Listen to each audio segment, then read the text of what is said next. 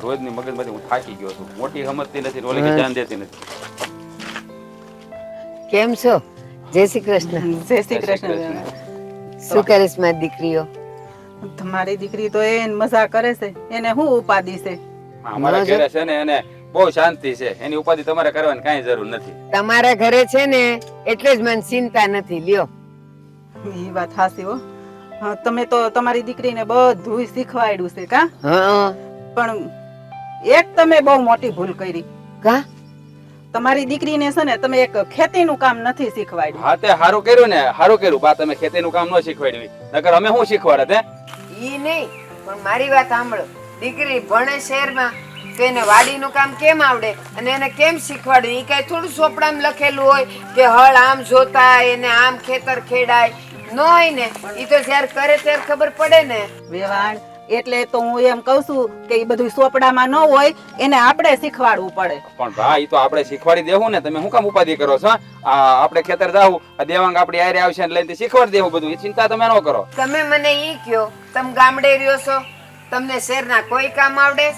નો આવડે ને. શહેરના અમને હંધાય કામ આવડે. ને શહેરમાં કામ હોય કચરા પોતા ને ઓલે ગેસે રાંધવાનું, એ તો ઈ તો બધું અમુકનું ના હારું. આંટી મારી વાત સાંભળો, મમ્મી સાચું જ બોલે છે. અમે લોકો શહેરમાં મોટા થયા છીએ તો અમને આટલી બધી ખબર ના પડે, તમારે શીખવવું પડે અમને.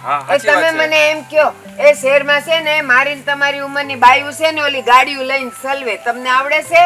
અમારે બળદ ગાડું હોય ને, તમને બળદ ગાડું આવડે? હમણાં તમે કયો ને તો હું જોડીને ખેતર વહી જાવ બળદ તો હું ગાડું. કહું ને તમને કે તમને શહેરની ગાડીઓ ચલાવતા નથી આવડતી. પણ વેવાણ, હવે જો તમારી દીકરી અમારી ઘરે હારે આવી છે તો પછી હવે એની જવાબદારી બને ને કે થોડું ઘણું કામ શીખી જવાય.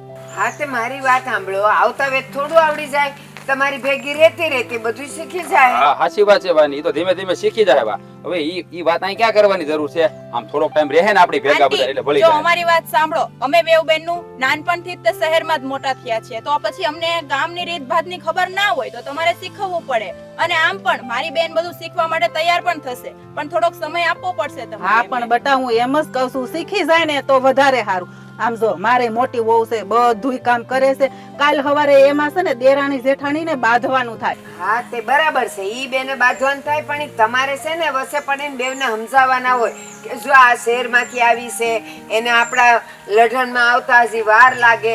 આપણે શહેરમાં જઈ તો ઈ ન આવડે આપણને જેવું અહીંયા આવડે, એટલે ઈ શીખી જાય. હા, મારી દીકરી ના પાડતી હોય કે હું કરાય જ નહીં, અરે ના ના, તો તમે મને કયો. ના નથી પાડતા. તમે તારે ઈ અમે શીખવાડી દેવું ધીમે અને ધીમે. છે ને આમ પણ તમારી મોટી વહુ છે એ ગામડાની છે અને મારી બેન છે એ શહેરમાંથી રહેલી, એટલે રીતભાતમાં બહુ ફરક પડે. હા હા હા, હા, સાચી વાત પણ છે હું તમારી. એમ જ કહું છું કે ભાઈ શીખી જાય ને તો વધારે સારું. હું એમ થોડી કહું છું કે તમારી છોકરી કામ નથી ના, ના, કરતી, એમ હું તો- તમને ફરિયાદ નથી. એમ નથી વેવાણા. તો તમે એમ કીધું ને કે તમે બહુ મોટી ભૂલ કરી એટલે અમે સોખવટ કરીએ. બાકી મારી સોડી તો છે ને બધું શીખી જાય, તમે ઉપાધિ કરો માં. હા, મારા બાનો કહેવાનો મતલબ એવો નહોતો. ઈ તો ખાલી તમને કહેતા હતા કે તમે શીખવાડ્યું હોત ને તો સારું હતું. પણ કાંઈ વાંધો નહીં, તો અમે બધું શીખવાડી દો. તમે અંદર એની ઉપાધિ ન કરતા. હા, બાકી કઈ ભૂલ નથી કરતી ને હામી નથી બોલતી ને. અરે ના ના. બસ, તો ઈ સંસ્કાર જેવા બીજા કયા સંસ્કાર કહેવાય? આ તો થોડુંક શીખવાડી દીધું હોત તો સારું હતું, એમ મારું પણ કહેવાનું. શીખવાડવાનો ટાઈમ ક્યાં મળે આંટી? તમે વિચારો તો ખરા, નાનપણથી મોટા શહેરમાં થયા, પછી કોલેજ, પછી ત્યાં નોકરી, બધું ત્યાં જ કર્યું છે અને ડાયરેક્ટ મેરેજ થઈને અને ગામડે જવાનું થયું, તો શીખવાનો સવાલ જ ક્યાં હા આવે? હા, વાંધો નહીં બેન. તમે ઉપાધિ નહીં કરતા, અમે શીખવાડી દેવો. અને અહીં અમારા ઘરમાં કાંઈ નથી, શાંતિ છે. તમ તારે તમારી દીકરી છે ને અમારી ભેગી જલ્દી હળી પડી જાય. તમ તારે ઉપાધિ ન કરતા તમે. ત્યાં કેવું હોય ખબર છે તમને? છોડીઓ ભણતી હોય ને એટલે ઘરના કામ બહુ ન આવડે.